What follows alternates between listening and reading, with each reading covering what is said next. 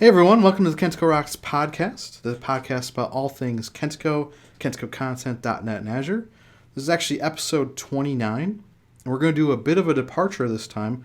We're going to talk about JAMStack, just because it's something that I think is an incredibly important topic these days in the tech world. And I'm very happy and pleased to have a guest with me today. You probably see him if you're watching on the screen. I have with me Ryan Overton. How's it going, Ryan? Hey, good. Thanks for having me, Good, Brian. good. Ryan is actually well, you know what, Ryan, I'm going to let you do the introduction. Go ahead. Tell everyone, just because I don't know if I've had you on the podcast before, but where do you work? What do you do? What are you passionate about? My name's Ryan Overton. I am a developer evangelist with Kentico, focusing on the content product. I'm based out of Tulsa, Oklahoma, which is sunny most of the time. Right now, we are having a wet, dreary spell, so it's kind of dark and overcast out there. But I'm passionate about all technology. I love pushing the boundaries, and I kind of I stay out there on the bleeding edge of technology. I host a Twitch stream called Developers Garage every Monday, Wednesday, and Friday.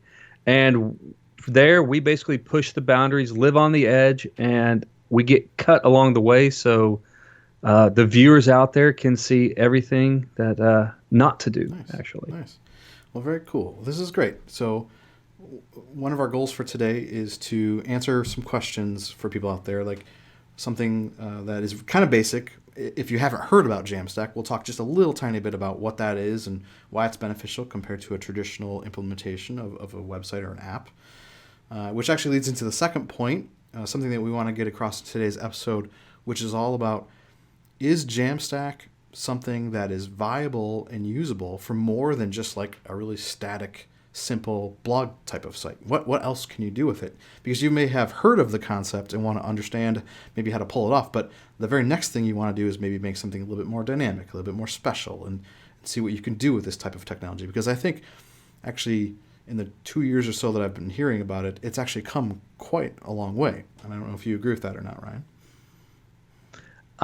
I think it has. So I'm going to be fully transparent here. I come from the .NET background, and I hadn't really heard of the Jamstack until I started with Kentico, and that would have been back in, I think, early October. So reading about it, I was kind of surprised at how long it's actually been around and what it was about. And so following it from the original days to where it is today, it has come quite a ways quickly. Yeah. Yeah, I think that, and we'll get into some examples, but it's something that you just can't ignore anymore, even in the .NET world. And I've introduced this concept to my team at Bitstream. Everyone I've talked to about it, everyone I've shown the tech off to, they've been impressed, because the thing that really blows people away is just the speed of the deliverable, right? So if we're talking about Jamstack, we're talking about building a site that doesn't necessarily have a big set of servers behind it. There's not a whole lot of dynamic things that are happening behind the scenes. It's really, what it stands for: JavaScript, API, and markup that provides a page, and you're not waiting for some server to compile it or interpret it or do transpiling or whatever other thing you can think of. It's meant to be, a simple way to solve a problem, but yet there's some awesome tooling when you talk about all of the Jamstack that helps you do more than, we're not trying to go back like 20 years ago where we're just writing out HTML files in Notepad, right? I don't think anybody wants to do that. Yeah. No, that was the first thing I started reading that. I was like, oh my gosh, I'm going back to high school when I first started developing web pages, and we didn't have the fancy editors. I mean, I think I used something called Hot Dog or Hot Metal were some of the things that we used. I know I may be dating myself there, but I was like, everything's coming full circle again. We're all going back to static pages instead of server-side rendered.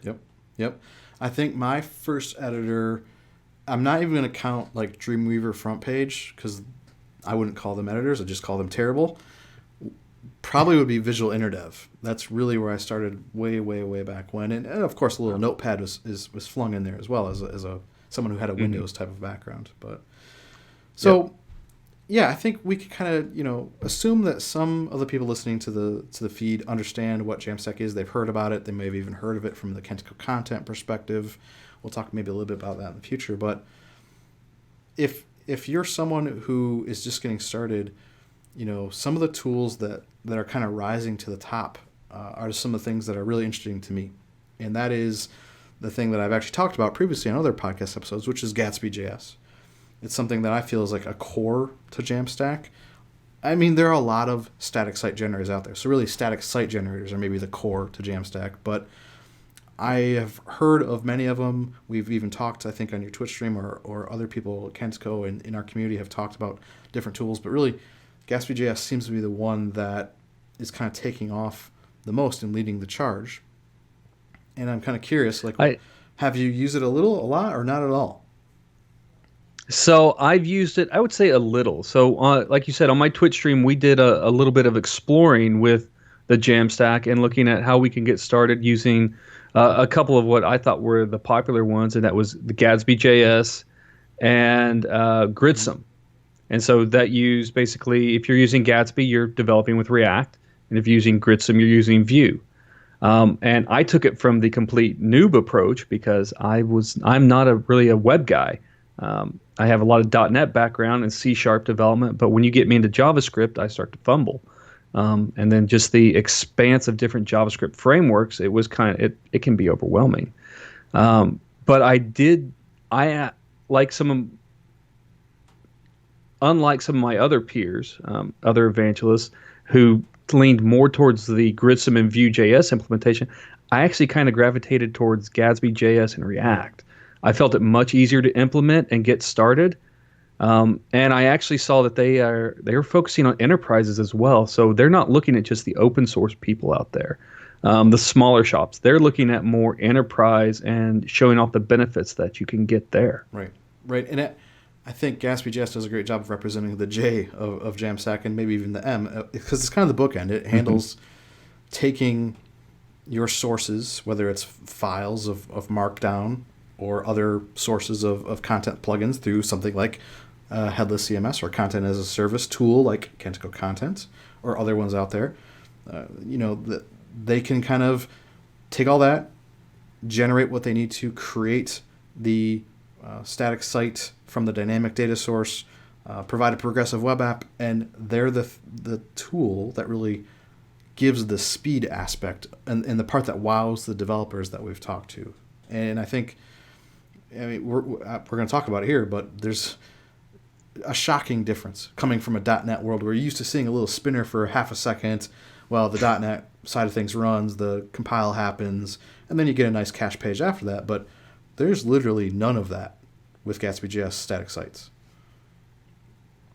Yeah, I think that when I started looking at the concepts of the JAMStack, the fact that you're able to take this site and just throw it on a CDN, a content delivery network, and let it run out there without any kind of web server backing it, I was kind of taken aback a little bit by that. I was like, oh, wow. I don't need this fancy, expensive web server anymore. I don't need this dramatic or this complicated hosting environment. I have something that I can just throw out there and it's going to run, and it's much more secure and scalable. Right. And it's interesting as you say that. It makes me think like I'm listening to a true developer saying those things, and they're all true. We have heard that, but what's super interesting to me, as I have to take off my developer hat and put my business hat on, we're actually hearing this from large customers who are starting to understand the benefits of speed and security and a few other things, and they're asking us for it now, which is a huge shift in, to the question of, is this just for blog sites and just for small open source projects? Because I'm truly of the opinion that today it is not, and these large enterprise customers are happy that we can provide this type of speed and performance for the sites for them, for their customers, who could be, millions of customers. Yeah, that is having to have the customers come to you with the technology request is an amazing place to be, I think, actually. And they're requesting it and they're wanting to do it. They see the benefits instead of you or I or someone having to go to them and show them the benefits. They already see it and want to come to us. Yep. And frankly, it's easy to just test out and try it. There's a really low learning curve. There's hardly any barriers to entry. Places like GatsbyJS, Gridsum, actually, Static is another one on the .NET side. They've all done a really good job of having great getting started tutorials, learning resources. They put a ton of effort into making the process of a new developer or a new company getting into these things very, very easy. And I commend them, because sometimes you couldn't say that about the Microsoft development world. Although now I think with .NET Core, Microsoft's a whole lot better and very friendly to the open source world. But these technologies that run on JAMStack have done just amazing things with making it easy to start. And you can throw out at one site in like a half hour. half hour, if you want to. Just try it and see. And I think that's what enterprises are starting to do, and they have been doing. And now they just don't want to try it. They actually want to do something special with it. Yep. And I think we touched on a little bit is you don't lose the benefits you have with like a traditional CMS, a traditional content management type system, where you have all that back-end administrative infrastructure or stuff built in, ready to go. You can use all these headless CMSs that are out there. You can use these static site generators that can go in and pull that content and generate those pages that you need based off what's out there, and you still have your full static site ready to go. Yep. Now, say they're there, or you're there as a developer, and you've done your blog site, you've got something up and it's running and you're happy with it.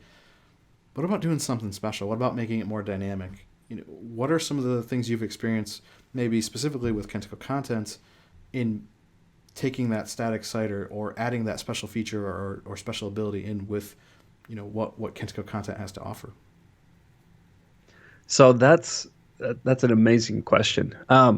As we start talking about content and start bringing in the dynamic content that exists out there in a content system, so we no longer have to write out these static pages like you said. The content can live without there.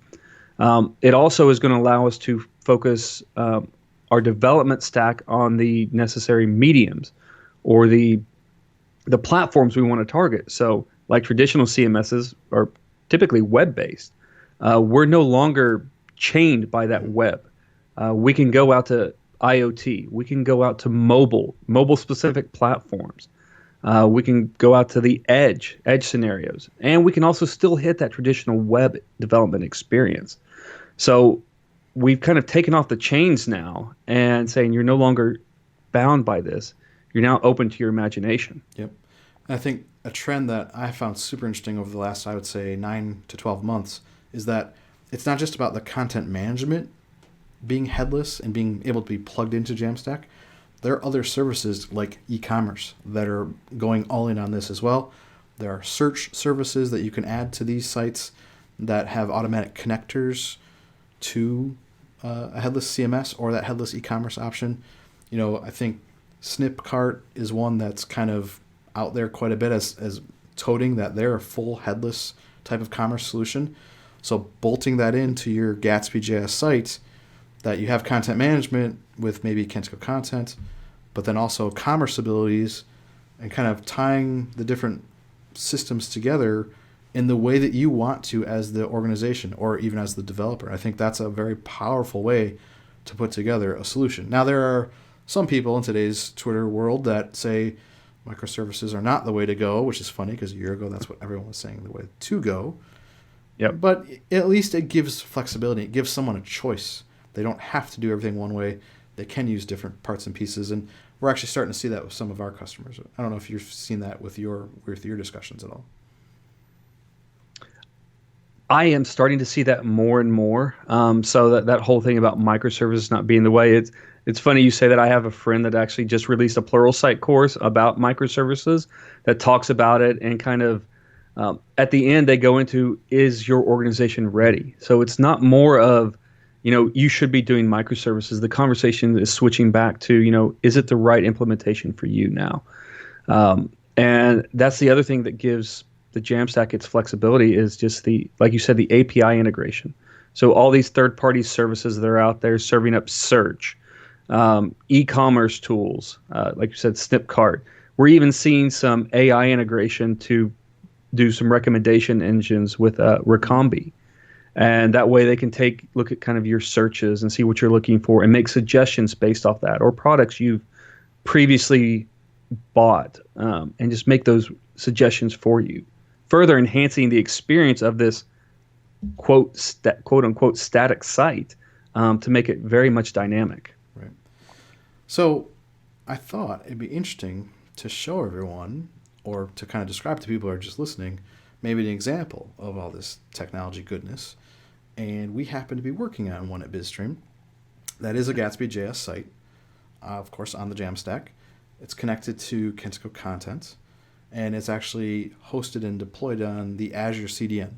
So we have it pushed up to Azure just because we're big fans of Azure. Typically with JAMStack, you'd be looking at something like Netlify or many others, but I happen to know a lot about Azure, so that's why we went there with our implementation of it. But to just kind of describe it as I talk here, if you're watching on YouTube, I've got a screen share open with Ryan and I's lovely faces on video as well, I might add, that shows our project. So we have at Bitstream, outside of our Kentico work, we have our own little niche product. It's a small software as a service type of solution for very niche facility and case management software for the courts, probation, and juvenile world. And we're in multiple states across the U.S. with this product, and we need documentation for it, just like any other software that has a lot of moving parts and pieces, because our software does a whole lot. Trust me, there's like 3 million lines of code in this thing, and it's been worked on for almost 18 years. So there's a lot going on with it. And we previously had documentation kind of embedded in one spot. We also had it in some PDFs that we would hand out to people, but it wasn't just in the spot that we wanted it. And we needed a global place to have documentation that could be consumed within the application on a training type of scenario when we're out in the field training our clients, as well as at a website. So we've been working on this new website. And again, it's a GatsbyJS site. It's docs.ucenter.net. And if you go to the homepage, we're kind of showing it now. It doesn't have all the content there yet, but basically we have a search and we have categories of content that show up. We have login and password, how to use the dashboard widgets, service plans, drug tests, everything around managing a case in this world, which may seem foreign to some people, but I've looked at this stuff a lot over the years and it's not so foreign to me anymore. But this is powered by Kentico content from a content standpoint as well. And it would do the things you do. So like if we're looking at this homepage and I click the first article of how to log in and out of UCenter, it's going to go and it's going to log in, or not log in, it's going to go and actually show and render all the steps. And we have some video content in our content model. We have screenshots, we have text that all describes all the fun things that you'd have about logging in and all the things that could go wrong. But once you get into the application, how to sign in, sign out, all that kind of stuff, right? So it's a long piece of documentation, and it explains how that works. And that's cool, because what we're trying to go for is a little bit like Microsoft documentation, that basically all of the application has the documentation as the features get released. But that's cool from an outside perspective if you're not using the software. But if you're using the software, the secret sauce to us, and the reason that we went with this tool set, is because it truly is multi-channel. Now, I can't show you our application. There's too much sensitive data pretty much everywhere. But what I've got is a few screenshots that actually show the use of this content inside of our application. So, again, I'm kind of working on some very limited areas that I can show. But if you imagine, just like Kentico EMS, there's a help button at the top right-hand corner of the application that's got a question mark icon. And based off where you are in the application, it is context sensitive, just like Kentico EMS. So if we're on the home page of the dashboard, I click the help question mark, I get a drop down and I have choices that are the same exact things that are the categories on the docs.ucenter.net website. They're also within the application. Again, context sensitive to where you are. So I see that same how to log in and out of UCenter as an article right in our application. And if I click that, it brings up the same content right inside. And this screenshot might not be the exact same content, but the idea is the content is entered once, managed once, and published once inside of Kentico content. Our GatsbyJS site shows it, as well as our own internal, I believe it's an Angular site with .NET behind it that's pulling through the Deliver API and content. And well, actually, I guess both of them are pulling through the Deliver API, but showing that content to the users who are logged in. They can then also like watch the videos. Here's like a preview of the mobile video. So that one, you can toggle back and forth between how to log in and out on your phone versus your desktop, and there's videos for that. And then here's the full version of that video. So this is a big benefit for us because instead of having to manage maybe 2 or 3 sets of documentation that aren't connected, that take a long time to edit, that sometimes may be even forgotten when we release new features from certain manuals that were just PDFs in a file system, we are going to get rid of all of that. And we're going to migrate all that into content. And I thought I would show a quick preview of that as well. So again, if you're just listening, I'm navigating to the content website. I've signed in already to save that step for the people watching. And I'm at my kind of content inventory home. You can see the same sort of things. My dashboard and widgets is a subject. If I go into my dashboards and widgets subject, I'll show you that the fact it has all of those, at least I think it does. All of those sections are available as kind of related content items. And actually probably the easier way to do it is just change the filter back on this. And some of this may not be full production content, so I should be somewhat careful, but you can see we've got the different article details that then make up those things. And if we search inside of content for how to, we should get our article about how to log in and out of Use Center, which is the first result. You'd expect this in a content management system, right? And there's that same content that we can manage all in one place, and deliver to our application in one channel, but also our website in a second channel, and possibly export this out as a PDF in another way to make manuals for our users as well. So I'm hoping that this starts to show some idea that, JAMStack isn't just about simple solutions. It's not just about a blog. You can do a lot more with it, or you can do as little as you want.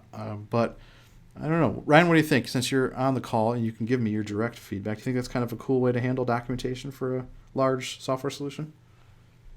I think it is. I think everybody should be going to that. Coming from different companies that I've worked with that don't have formal document management systems, it's kind of what you talked about. Either PDFs out there somewhere that are linked somewhere that can easily get lost or forgotten.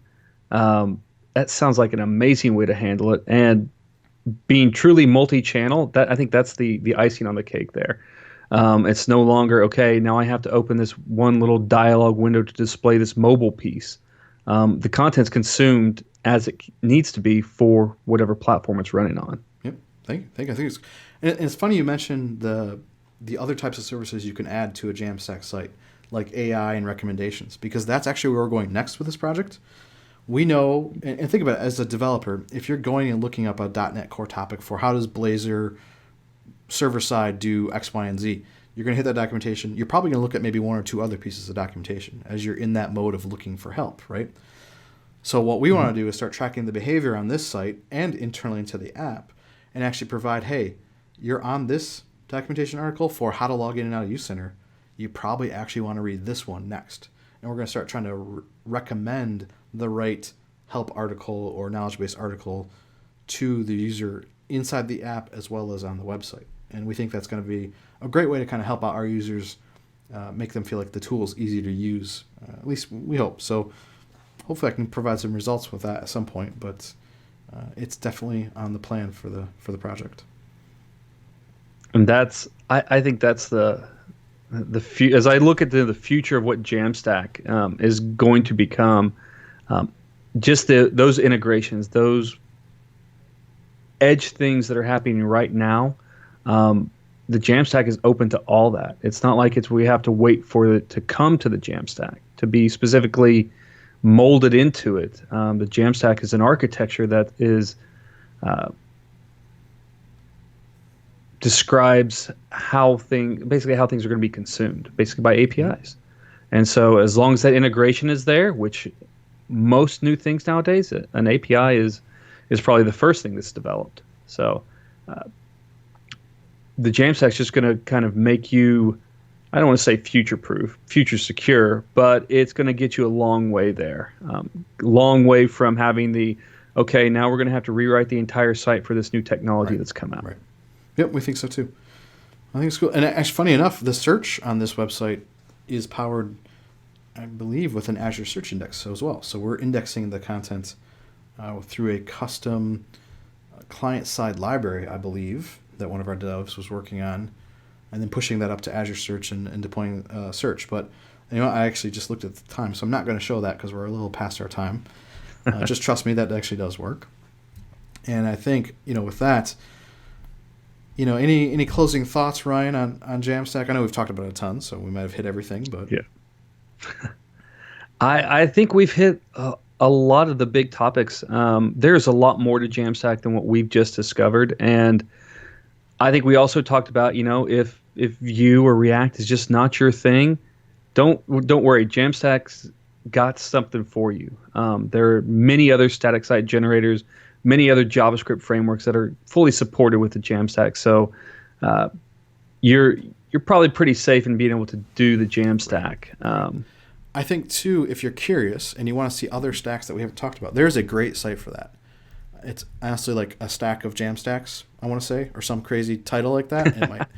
We'll do one quick Google while we have everyone still listening.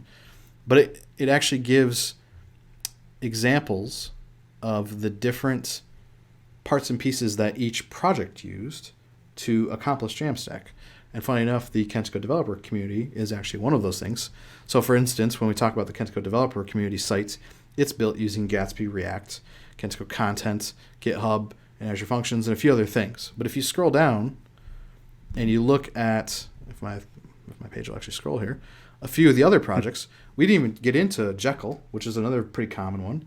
And they use GitHub Pages for content. They host it on Cloudflare. It's got integrations with Disqus for comments.